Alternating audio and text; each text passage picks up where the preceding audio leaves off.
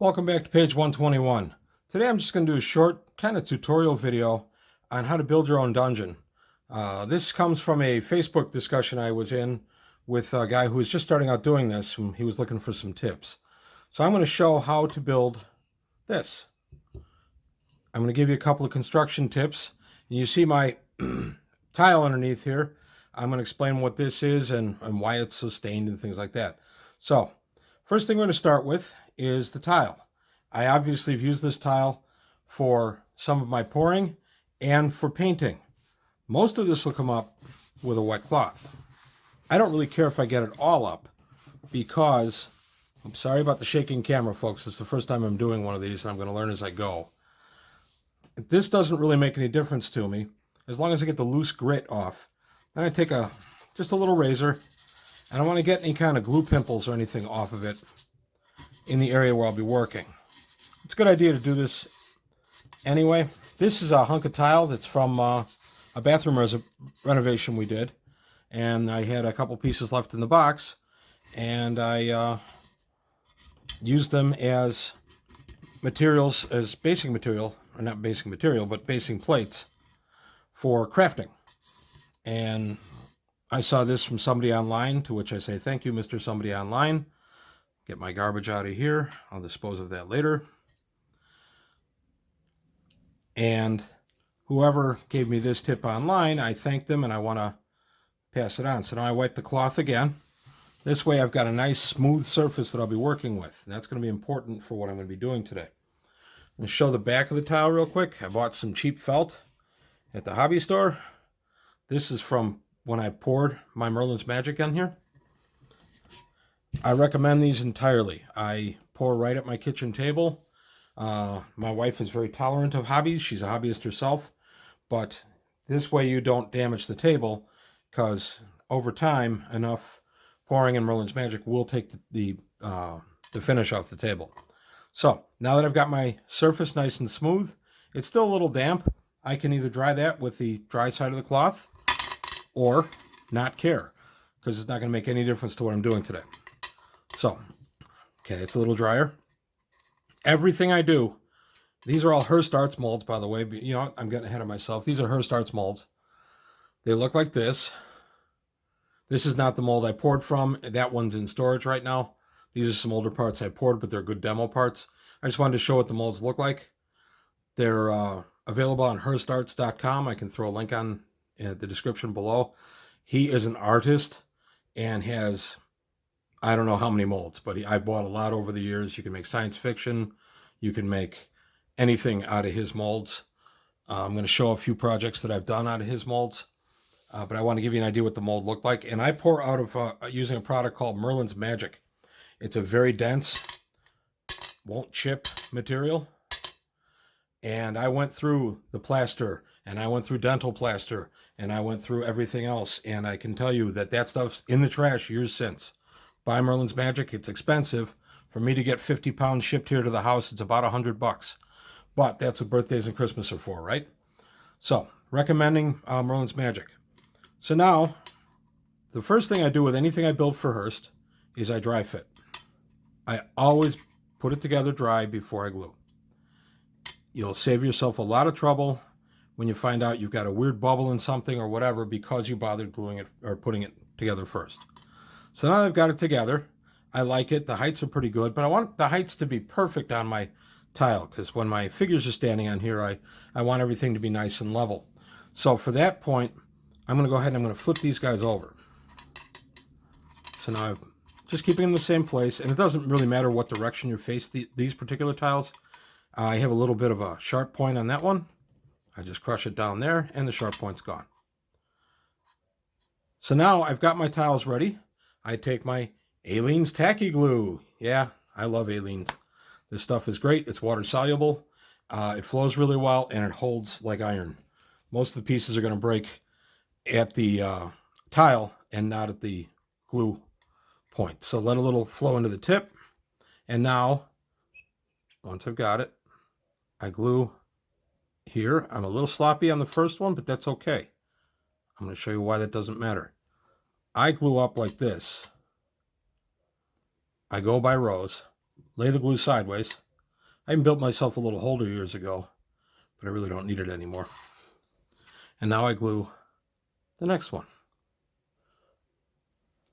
And my holder that I built for my glue, by the way, I built out of scrap pieces of Hirst.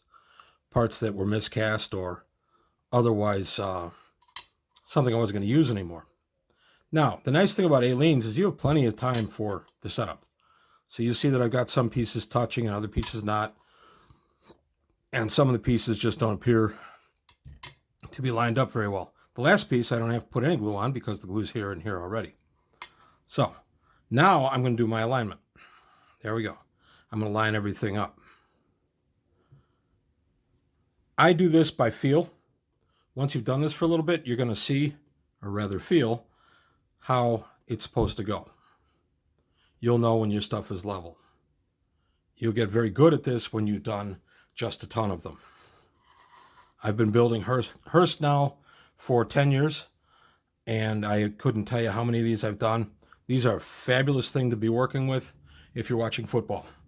I'm a football fan. I've mentioned in previous videos that I paint while I watch football. I also build Hirst while I watch football. Okay, sorry about the shadows. I'm trying to get the lighting right here. Okay, move my setup over. There we go. Okay, now I've got my tile. Now, the one thing you don't want to do is do this. I've got it all nice and set. Now go to bed. Don't do that.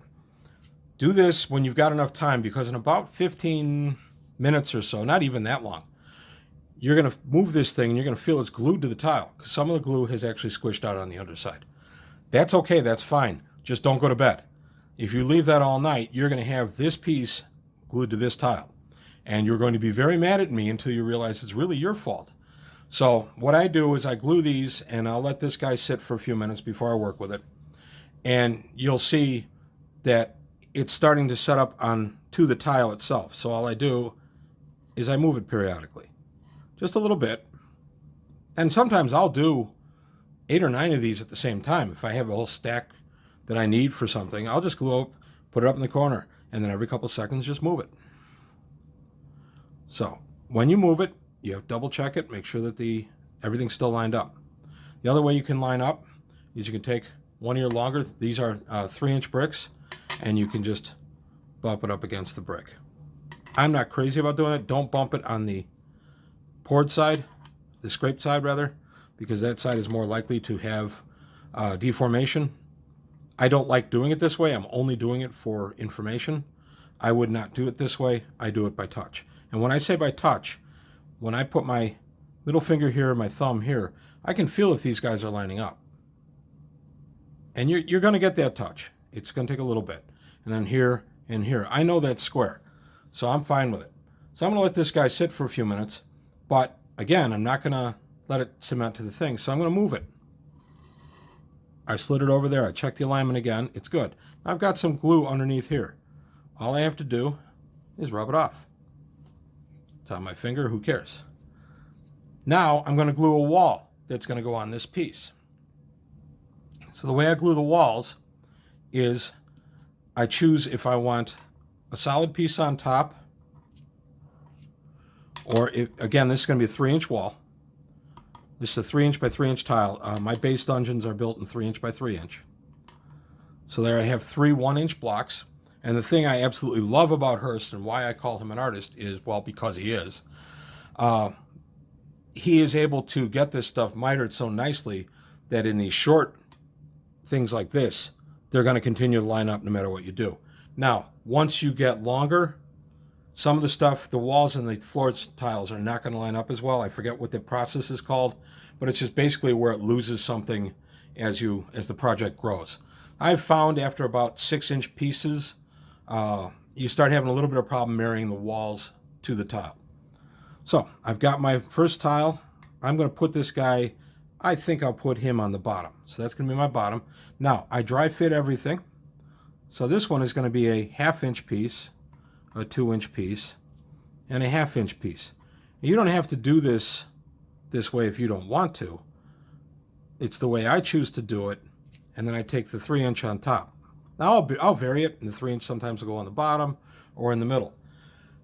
I'm going to lay this down and show you. that's what your wall is going to look like. Again, I'm making this piece. Okay? Now, I laid the wall down to show you, but I also laid it down for a purpose. I'm going to glue it laid down. This way, my wall is not going to be all wobbly. It's going to be nice and solid. So I'm going to just kind of, you ever see exploded views on illustrations and how to make, put together a tricycle for, a kid's tricycle or something like that? This is all you're going to do with this. Move this piece out, move these guys over. Boom, there's my exploded view. Why would I do an exploded view? Well, because I'm going to glue it. Now all my pieces are in place. They're near each other. I'm going to run a bead of glue. I have my glue standing upright, so you see I've got to wait for it to mosey on down. There she is. And I'm going to put my bead of glue there. Now I'm also going to glue in between each tile. I want a good fit, and I like multiple bonds. So I'm going to do it that way. And now this one, I'll go across the top and on the side. This one will be top and side. Each time I'm being mindful of where the scraped side is, the smooth side. I don't want that guy showing up anywhere because that'll wreck my build. Now I just start slapping them together. I've got glue on every contacting surface. I know it's lined up because I dry fit everything. And there we go. Now you're going to see there's a little difference. If you were touching this, you'd see it. You'd be able to feel it. This 3-inch one is maybe a 32nd of an inch longer than the others. But since the eye's not going to pick that up, I don't tell anybody, and it's all good. There are a couple of air bubbles in here too. I don't mind on my Fieldstone because Fieldstone's supposed to look kind of roughed. Or, rough. It's been pulled out of a field. It hasn't been refined. It's been stacked into a dungeon. So the same deal with this thing. Don't go to bed at this point. You got two pieces setting up. If you go to bed, these two pieces are going to be cemented to your plate tomorrow morning. Move it around a little bit. You're going to get a feel for this where you're going to know when the glue is setting up enough that you can go ahead and you can work with it. Right now, I've got these things set up, and the wall is going to be another 5 or 10 minutes before I really want to do anything with it. The floor tile, I could probably do something now.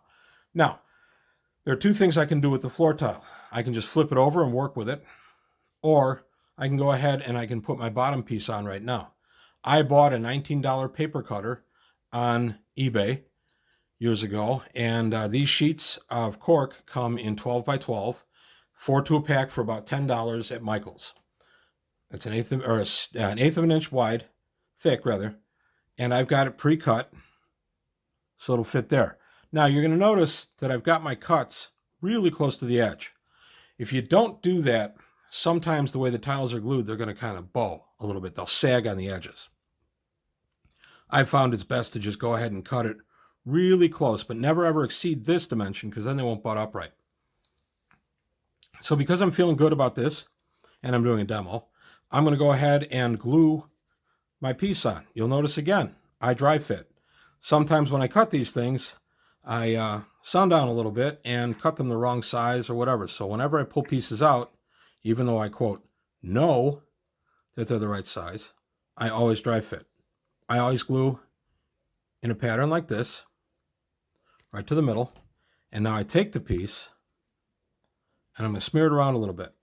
That's to break up any little balls of glue that I have, and it gives a lot more connection point for the piece. Now, sometimes, especially when it's humid out, these will curl a little bit. Easily solved. Take this guy, put it on top. Make sure there's no glue between the two, because otherwise you'll glue one to the other. But now I've got it, and it'll stay nice and level. So while my wall sets up, I have to move it again. I felt it tacking a little bit to the tile. While my wall sets up, I'm going to let this set up, and I'll come back in just a few minutes when I can move them around safely, and I'll show you the finished piece that I made today, a couple others I've done, and how they interface with my Dwarven Forge tiles. It's been a few minutes, so everything should be safe to move around now. I'm going to take this piece that I just glued. I'm going to stand it up. Now you're going to notice there's some glue coming up. If I leave that glue, it's going to be a little bump when I paint it. It's not a big deal, but it irritates me. This also gives me a chance to look at what will be the finished piece. Make sure everything's pressed down right. So I'm really pretty happy with how this guy came out.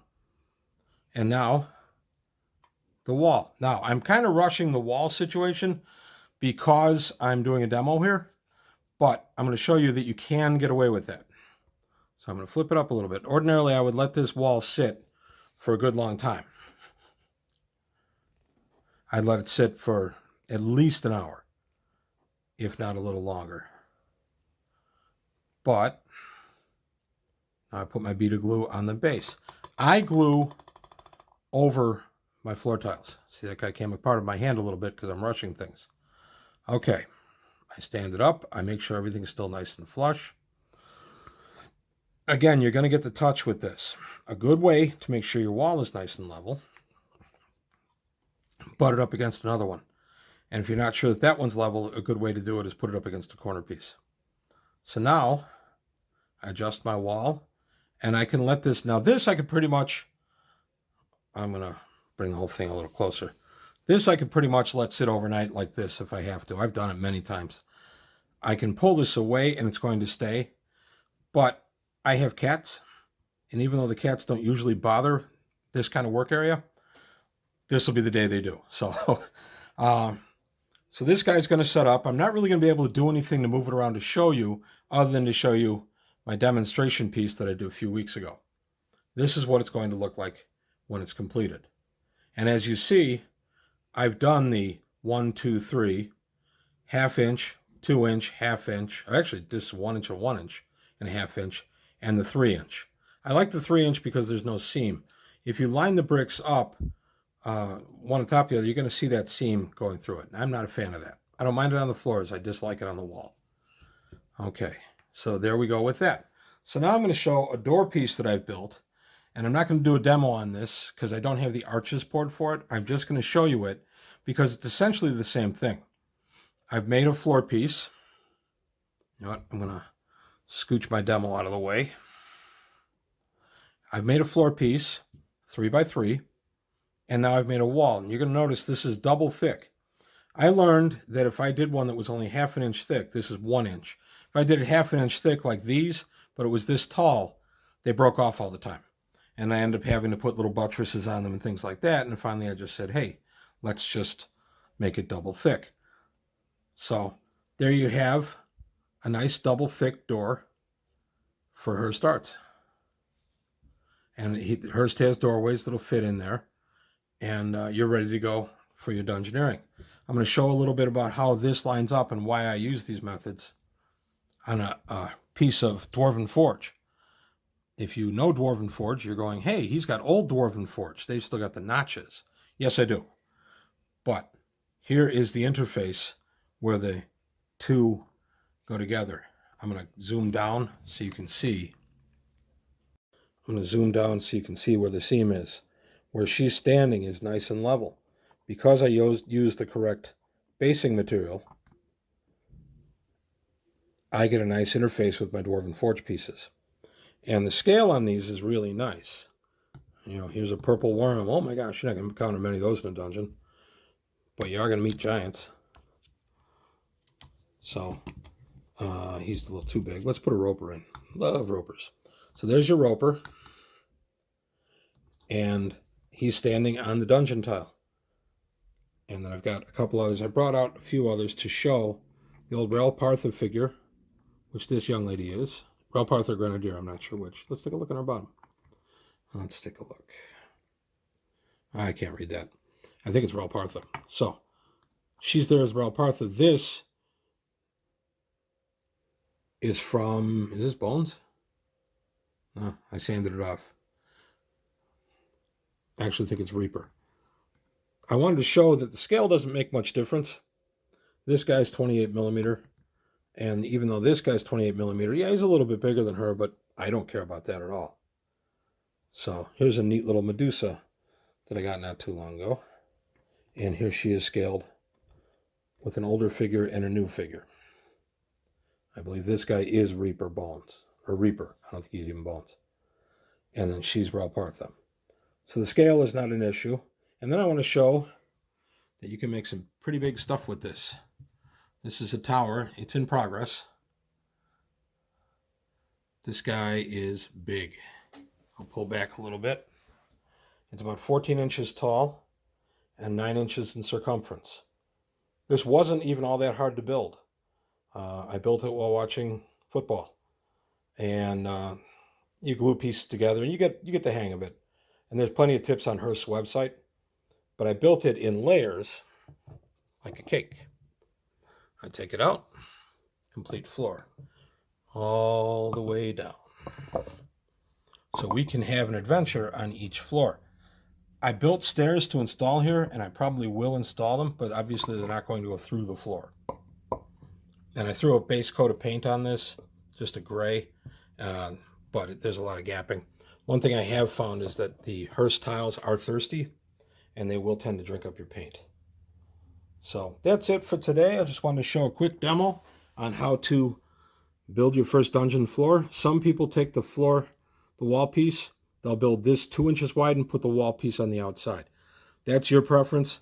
I like the wall on my dungeon tile, but some people don't. That's entirely up to you. So that's it for today from page 121. I hope you found this useful. If you did, please like and subscribe, and I'll see you next time.